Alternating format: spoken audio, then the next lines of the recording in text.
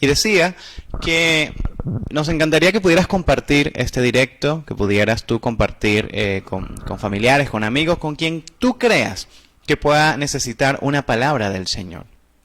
Esta mañana quisiera hablarte de una palabra que para mí ha sido motivo de reflexión en estos tiempos. La semana pasada estuvimos hablando acerca de abrir los ojos espirituales. Una prédica muy hermosa del pastor Jorge Watanabe, que nos enseñaba cómo Eliseo, ¿verdad? En los libros de Reyes, cómo Eliseo rogaba al Señor que a su siervo abriera esos ojos y pudiera observar que la gloria de Dios, el poder de Dios estaba cerca, casi al alcance de la mano. Y es interesante porque eso es lo que nosotros necesitamos procurar. Necesitamos procurar buscar, ¿verdad?, del alcance del Señor para que abra nuestros ojos espirituales, porque nuestra circunstancia muchas veces no nos deja ver un poco más allá, no sabemos hacia dónde más podemos ir. Así que quisiera que pudieras tomar tu Biblia y que pudieras acompañarme en esta mañana al libro de Lucas, ¿sí?, al capítulo 9, verso 28. Lucas, capítulo 9, verso 28. Y quisiera orar para empezar y que este servicio el Señor pueda dirigirnos en la palabra.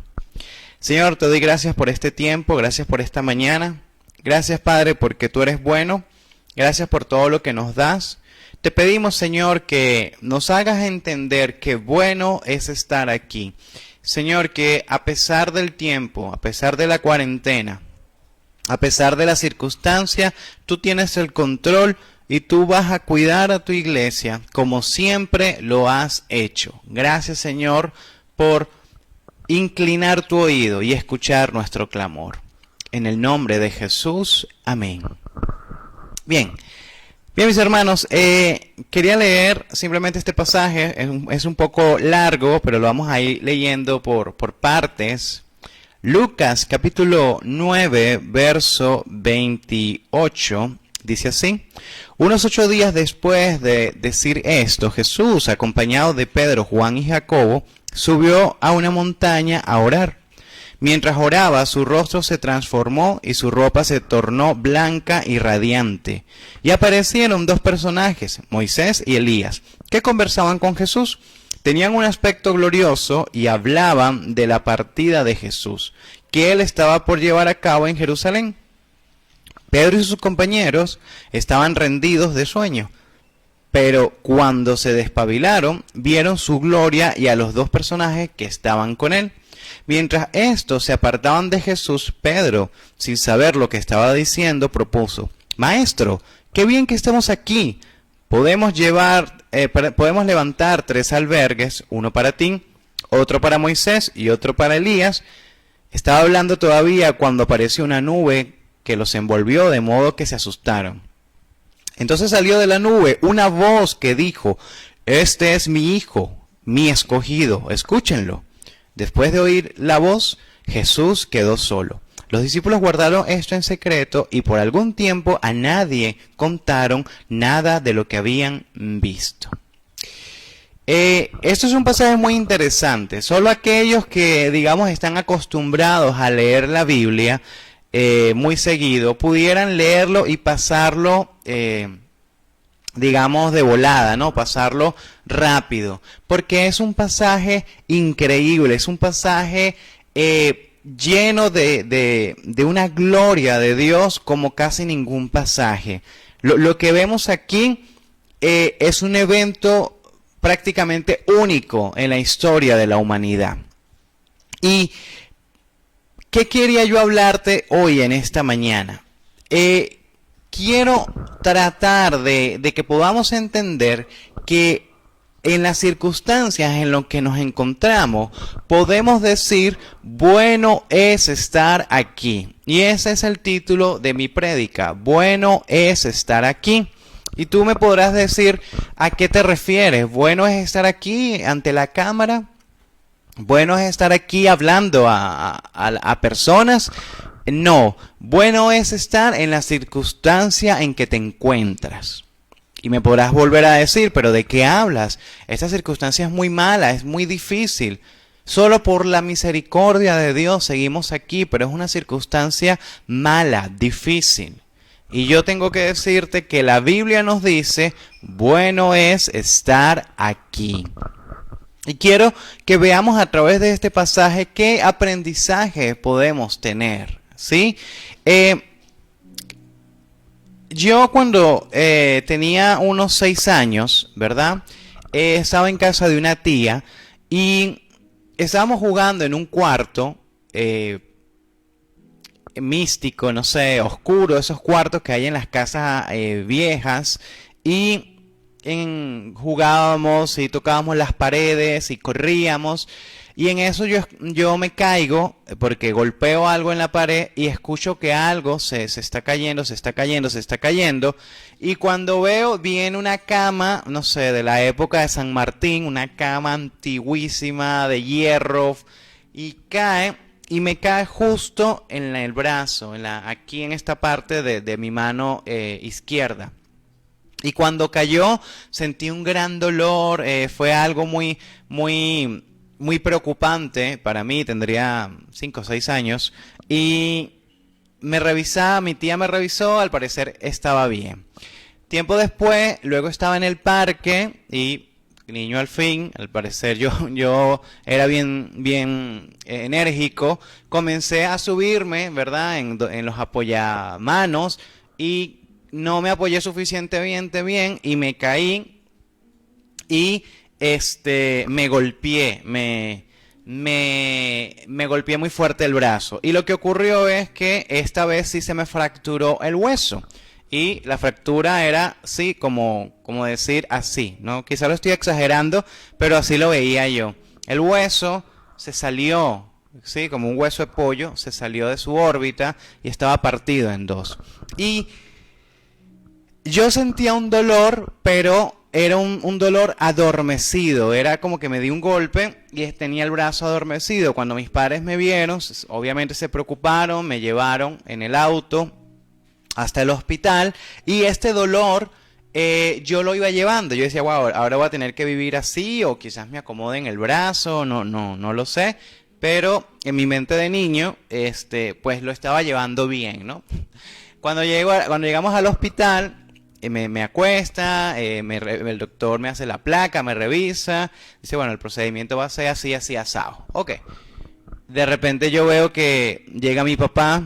Yo, hola papá, ¿cómo estás? De repente llega un enfermero, buen día enfermero, llega un segundo enfermero, llega un tercer enfermero, llega el doctor, y yo, ok, sí, ¿por qué tantas personas para decirme algo, no? Y resulta que estas personas comienzan a sujetarme. Me agarran un brazo y me agarran una pierna y la otra, y me agarran del pecho, y yo digo, ok, ¿qué pasó? ¿Qué pasó? Comencé a gritar, ya va, suéltenme, y resulta que el doctor me agarra el brazo y agarra una aguja gigante y me la clava, y lloré, me dolía, suéltenme, me duele demasiado, y de repente me suelta y bueno, ya, ay, listo, ya pasó. Pero no, resulta que el doctor me vuelve a tomar junto con los otros 3 enfermeros, junto con mi papá, y comienza a hacerme al brazo así, así, así, para tratar de acomodarme el hueso, y es el dolor más fuerte que yo he sentido en mi vida hasta el día de hoy, pues lo recuerdo y creo que no he sentido un dolor tan fuerte. Y comenzó, yo no sé, eternamente, no sé cuánto tiempo pasó, a darme, hasta que llevó el hueso nuevamente a su sitio. Y fue muy traumatizante para mí gritar ayuda, gritar ayúdenme, mamá, papá, y que nadie me ayudara, y que nadie pudiera quitarme a estas personas malas que me estaban haciendo daño de encima. Sí, hasta que al final, bueno, ya me soltaron, me dejaron. Cuando el doctor terminó fue que comenzó la anestesia a hacerme efecto, me amarraron y me pusieron el yeso. Y obviamente fue una situación muy dolorosa. Sin embargo, fue bueno. Era bueno estar allí, porque si el doctor no hacía ese procedimiento tan angustioso, tan doloroso, pues no hubiera yo podido tener mi brazo bien al día de hoy. Es decir, era bueno estar allí. Entonces, yo creo que circunstancias que vemos traumáticas, que vemos difíciles, que vemos que generan un dolor increíble, es bueno estar allí. Es bueno estar allí porque son circunstancias que nos están reparando, que nos están ayudando a ser mejor. Y quisiera comenzar por lo más importante, ¿sí? El punto número 1 de lo que quiero hablarles es: comencemos con lo más importante. ¿Qué dice el versículo 28 del pasaje que estamos leyendo? Unos 8 días después de decir esto, Jesús, acompañado de Pedro, Juan y Jacobo, subió a la montaña a orar. Ante circunstancias difíciles, Lucas toma esta conversación, ¿verdad? En un pasaje que venía justamente después de una conversación, porque dice unos 8 días antes. Los evangelios de Mateo y Marcos, que también hablan de este pasaje, dicen que fueron 6 días. El punto es que era como una semana después. Y dice, pasado este tiempo, fueron al monte a orar. ¿Cuál tiempo? Bueno, si leemos un poco antes, en el capítulo 8, Jesús había hablado con ellos acerca de su inminente muerte. Jesús iba a ser tomado e iba a ser asesinado. Él iba a dejar que lo tomara. Eso era inminente, no era una cosa que se podía evitar. Él no lo estaba diciendo para que los discípulos hicieran algo para evitarlo. No, eso iba a ocurrir. Inminentemente iban a tomar la vida del Mesías. Era una profecía, era algo que tenía que ocurrir. Y Lucas nos traslada y nos dice, inmediatamente después de eso, 8 días después, subieron al monte ¿a qué? A orar. Entonces, cuando estamos en ciertas circunstancias, que es bueno estar allí en la circunstancia, en cuando te reparan un hueso o en cuando estamos pasando por un momento difícil en nuestras vidas, comencemos por lo más importante, que es la oración. Expongamos a Dios, a nuestro Señor, nuestras peticiones, que no nos alteremos, que no busquemos primero nosotros resolver el problema y de último dejar a Dios. No, eso hacen los gentiles, eso hacen aquellos que no creen en Dios, los que están sin esperanza. Pero los que confían en Dios, los que entienden que Jesucristo es el Señor, lo primero que debemos hacer es orar. Orar es buscar su presencia, ¿sí? Cuando yo estaba en ese momento de niño, que me iban a reparar el brazo, seguramente el dolor no me dejaba pensar con claridad, sí, pero estoy muy seguro que de las cosas que yo clamaba ayuda, esta vez también estaba pensando en Dios, en ayúdame Dios, ayúdame. Y Dios usa muchas veces el dolor para llamar nuestra atención, para que podamos voltearnos a Él, no porque Él sea cruel y nos quiera ver sufriendo, no, sino que quiere transformarnos, renovar nuestro entendimiento. Hay un pasaje que quiero que busquemos, Romanos, capítulo 12, verso 2, ¿verdad? El libro de Romanos, el capítulo 12, el verso 2. Mientras lo buscamos, debemos entender que nosotros, los que creemos en Dios, los que creemos en Jesús, no estamos en esta carrera buscando una mejor manera de vivir diferente a la Biblia. Todo lo contrario, entendemos que la mejor manera de vivir es según lo que dice la Biblia. Romanos 12:2 dice: y no os adaptéis a este mundo, sino transformaos mediante la renovación de vuestra mente, para que verifiquéis cuál es la voluntad de Dios, lo que es bueno, aceptable y perfecto. Y es interesante lo que dice el apóstol en esta carta de Romanos. Dice, número 1, no hagas lo que la gente hace. No te juntes en pensamiento como la gente lo hace. No, porque si la gente rompe la cuarentena, yo la rompo. O si la gente se queda solo en casa sin hacer nada, yo lo hago. No se trata de eso, no se trata de que imitemos. Se trata de que yo renueve mi mente y en esa renovación de mente, en oración, buscando del Señor, allí voy a verificar cuál es la voluntad de Dios, voy a poder entender la voluntad de Dios, aceptar lo que está ocurriendo y entender que es bueno, porque es bueno estar allí. ¿Sí?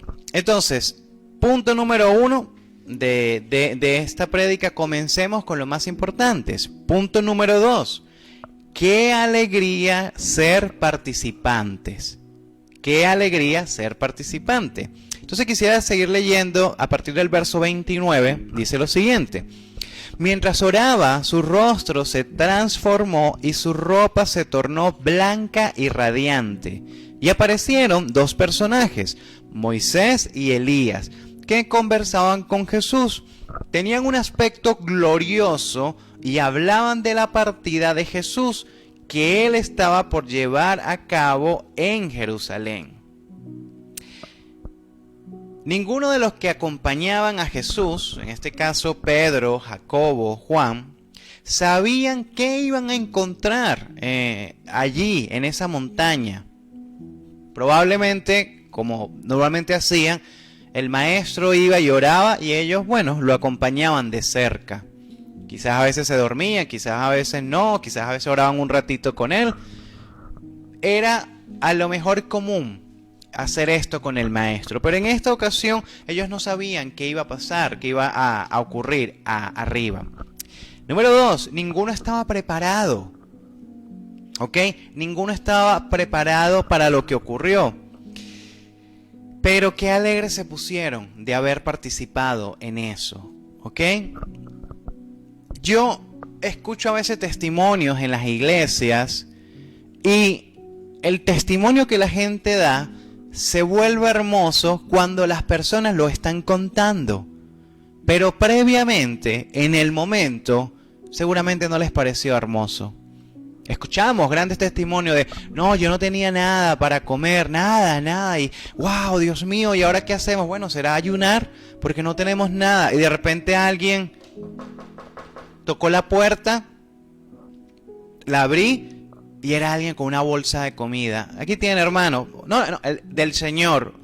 Wow, gracias, Señor. Y contamos eso con una alegría y la gente dice, aleluya, y se para una hermana a hablar en lengua, aleluya. Y es alegre, claro que sí, es alegre. Pero ¿sabes qué? Ya lo contaste, es decir, eso ya pasó. No estabas viviendo el momento, ¿sí? Porque probablemente en el momento la estabas pasando muy difícil. En el momento estabas triste, desahuciado, desesperanzado. No tenías qué hacer.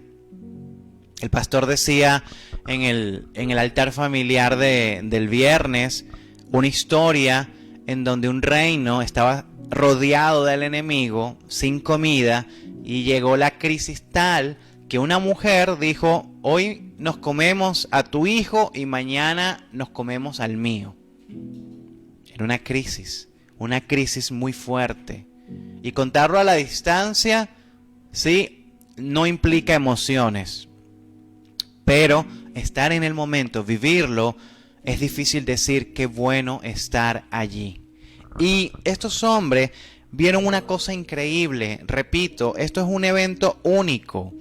Dice que mientras oraba Jesús se transformó, cambió su apariencia y su ropa se tornó blanca y radiante. Jesús nos estaba regalando una pequeña muestra de cuando Él iba a resucitar.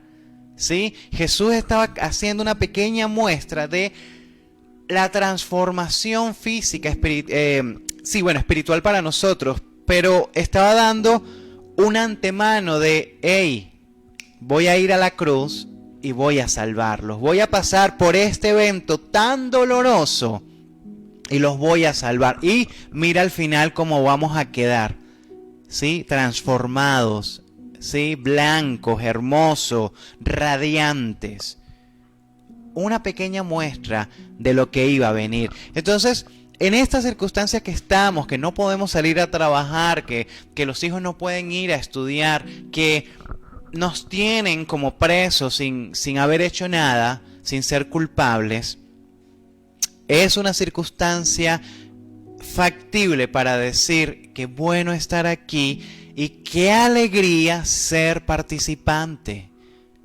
Y cada vez que logras conseguir alimento, cada vez que puedes pagar la luz, cada vez que puedes pagar el alquiler, cada vez que pasa un día y estás sano sin coronavirus, puedes decir, qué alegría ser participante, porque estoy viendo una pequeña muestra de lo bueno que es el Señor.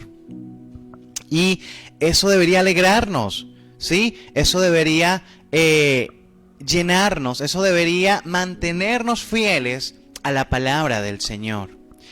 Quisiera leer un verso de otro capítulo, segunda de Pedro, capítulo 2, verso 16, vamos a leer hasta el 18, segunda de Pedro, capítulo 2, verso 16, porque recuerden que hubo 3 personajes con Jesús, ¿sí? Pedro, Jacobo y Juan. Al parecer solo Pedro escribió, además del Evangelio, acerca de este evento, pero ¿cómo transformó la vida de Pedro?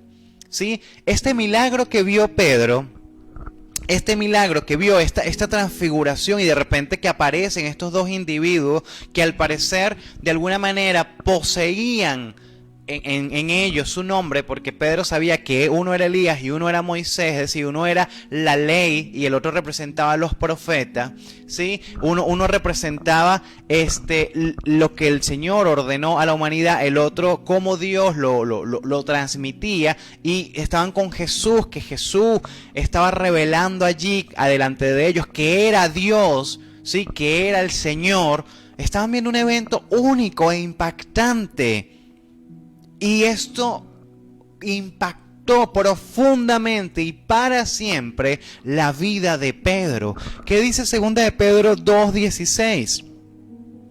Porque no os he dado a conocer el poder y la venida de nuestro Señor Jesucristo siguiendo fábulas artificiosas, sino como habiendo visto con nuestros propios ojos su majestad. Pues cuando él recibió de Dios Padre honra y gloria, le fue enviada desde la magnífica gloria una voz que decía, este es mi Hijo amado, en el cual tengo complacencia. Y nosotros oímos esta voz enviada del cielo cuando estábamos con él en el monte santo. Qué alegría ser participantes. Punto número 2. Qué alegría ser participantes. El momento es difícil, la circunstancia es difícil, pero es bueno estar allí. Es bueno estar allí.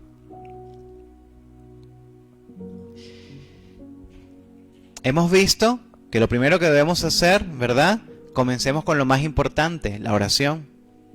Punto número 2, qué alegría ser participantes. Y punto número 3, es bueno estar aquí, aunque no lo entendamos. Es bueno estar aquí, aunque no lo entendamos. Versículo 32. Pedro y sus compañeros estaban rendidos de sueño, pero cuando se despabilaron, vieron su gloria y a los 2 personajes que estaban con él. Mientras estos se apartaban de Jesús, Pedro, sin saber lo que estaba diciendo, propuso, Maestro, qué bien que estemos aquí. Podemos levantar 3 albergues, uno para ti, otro para Moisés y otro para Elías. Y estaban hablando todavía cuando apareció una nube que los envolvió, de modo que se asustaron. Entonces salió de la nube una voz que dijo, este es mi hijo escogido, escúchenlo. Después de oírse la voz, Jesús quedó solo. Los discípulos guardaron esto en secreto y por algún tiempo a nadie contaron nada de lo que habían visto. Punto número 3. Es bueno estar aquí aunque no entendamos. ¿Sí? Pedro comenzó a ver algo magnífico, algo sin precedente, la gloria de Dios bajando, ¿verdad? Al Hijo, el Hijo siendo transfigurado, cambiando a su forma final, cuando haya sido glorificado después de la crucifixión, vio la ley, vio los profetas, vio un evento sin precedente, un evento único y que nunca se repetiría.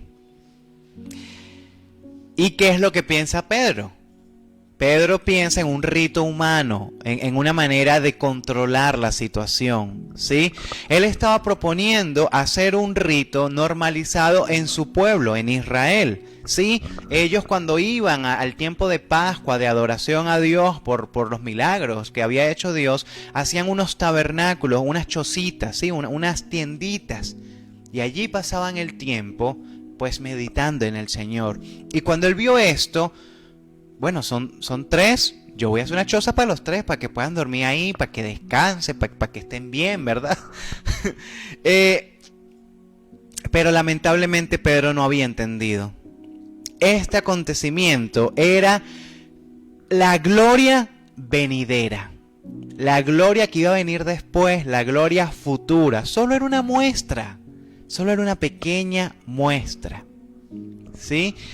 Muchas veces en estas circunstancias de que no podemos salir, de que estamos pensando cómo alimentar a nuestra familia, Dios manda milagros a nuestras vidas.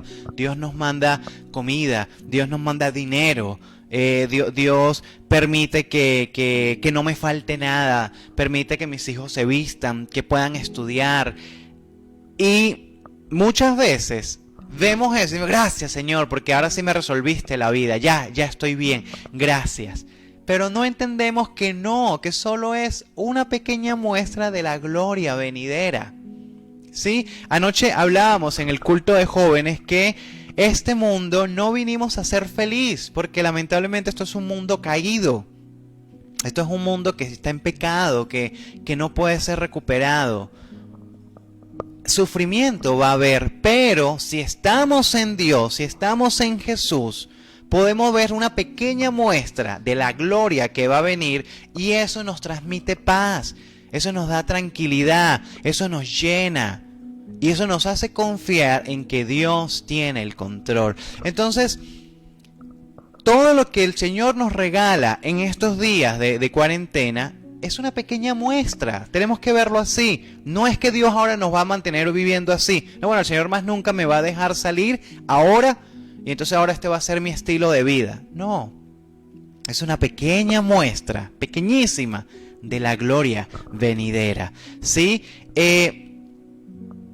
Nosotros tenemos que entender que este mundo está lleno de pecado y que por nuestro pecado es que sufrimos. Tenemos que entender que este mundo no nos va a llenar completamente y con o sin COVID-19 no vamos a ser felices nunca, 100%. Vamos a tener momentos, sí, pero nunca la felicidad va a estar mientras estemos alejados de Dios. Entonces, lo que nos está mostrando Dios en su misericordia solo es una muestra de lo que vendrá. Y más importante, no podemos quedarnos descansando mucho tiempo. Necesitamos volver a bajar, a seguir trabajando. Pedro quería quedarse, quién sabe cuánto tiempo, toda la vida, no lo sabemos. Quería quedarse mucho tiempo allí arriba en el monte, apartado, solo viendo y escuchando a Jesús y hablar a Moisés, a Elías y al Señor hablando. Entonces, quería estar y permanecer ahí mucho tiempo, quizás para siempre, Pero el Señor le dijo, esto es una pequeña muestra de la gloria. Y hey, tenemos que seguir trabajando. ¿Sí? Tenemos que volver a los laureles. Y no hablo de nuestro oficio, ¿sí? De lo que somos, carpintero, electricista, empresario. No hablo del oficio. Hablo del llamamiento supremo, que es predicar el Evangelio. Es predicar el Evangelio. Entonces, tú puedes estar un tiempo, como muchos cristianos hacen, este tiempo tan difícil, lo toman para ayunar, para orar, para pararse de madrugada y buscar al Señor, para aprender libros de la Biblia, para leer mucho la palabra. Y te invito, claro que sí, hazlo. Si tienes ahora tiempo libre, salgamos un rato de las redes sociales, ¿verdad? Salgamos un rato de Facebook y busquemos más del Señor ahora que tenemos tiempo. Claro que sí, eso es bueno. Pero eso es una pequeña muestra. No podemos quedarnos sin hacer nada tanto tiempo. Solo es un pequeño descanso, un pequeño punto de encuentro que el Señor te dice, hey, en la carrera, ¿verdad? Cuando estamos cansados hay puestos de control donde hay agua, te puedes parar un momento, hidratarte, alguien te anima, te da una toalla, te seca, te falta poco, continúa la carrera, continúa, avanza en la carrera, avanza, continúa. Esto solo fue un pequeño descanso, necesitas continuar. Punto número 3, es bueno estar aquí, aunque no lo entendamos. Es bueno porque a veces estamos tan cansados que decimos, bueno, ya, finalicé la carrera. No, aún falta un poco más. Tenemos que seguir avanzando, debemos seguir avanzando. Quería leerte un último pasaje. Primera de Corintios, capítulo 15, verso 58, dice lo siguiente. Por lo tanto, mis queridos hermanos, manténganse firmes e inconmovibles, progresando siempre en la obra del Señor, conscientes de que su trabajo en el Señor no es en vano. Tenemos que entender que no es en vano lo que hacemos para el Señor. Predicar su palabra a mi familia, a mis amigos, a los que viven en mi casa, no es en vano. Predicar la palabra del Señor en mis redes sociales no es en vano. Negarme al pecado para mantener una vida en santidad y en comunión con Dios, aunque me duele el cuerpo chilla y no quiere, si me someto, no va a ser en vano, va a ser bueno, porque en esa santidad encontraremos al Señor y veremos una pequeña muestra de su gloria, de lo que vendrá luego, que va a ser eterno. Hay un escritor norteamericano escribía un libro y él decía que de niño él había hecho una fechoría muy cruel, había hecho algo que había marcado la vida de sus padres. Y esta fechoría o travesura de niño había dañado la confianza de sus padres y había dañado a los vecinos. Y su padre lo llama y le dice, lo que has hecho está muy mal. Has dañado a tus padres, te has dañado a ti mismo, has dañado a los vecinos, ¿sí? Has dañado a todo el que confiaba en ti. Esto que hiciste no puede quedar impune. Tú necesitas ser castigado. Y tu castigo será que vas a estar 3 días encerrado en el ático, ¿sí? Arriba, en un cuarto pequeño que tienen las casas. Ese cuarto es frío, ese cuarto no tiene acceso a la televisión, tiene una pequeña lamparita, solo una cama, y ahí vas a estar 3 días como castigo. Y dice que el niño subió y al verse en un castigo tan doloroso, lo que hacía era llorar y llorar y llorar y sentir que era muy cruel lo que estaba ocurriendo. Sí, él había hecho mal, sí, él había dañado y pecado pero era un castigo muy cruel y sobre todo muy solitario. No era un sitio donde él quería estar. Al poco rato escuchó la puerta y alguien entró, y al voltear vio que era su padre y se alegró un montón y dijo: wow, el castigo será levantado. Pero su padre se acercó, se sentó y se acostó a su lado, y el niño no entendía qué está ocurriendo. Y el padre dijo: lo que hiciste ha estado muy mal. No sería justo que yo levante el castigo. Tienes que pagar por lo que hiciste. Sin embargo, he tomado la decisión de que no pases este castigo tú solo, sino que yo te voy a acompañar. Y durante estos 3 días voy a estar aquí a tu lado pasando el castigo. Yo veo en esta historia que así es el Señor con nosotros.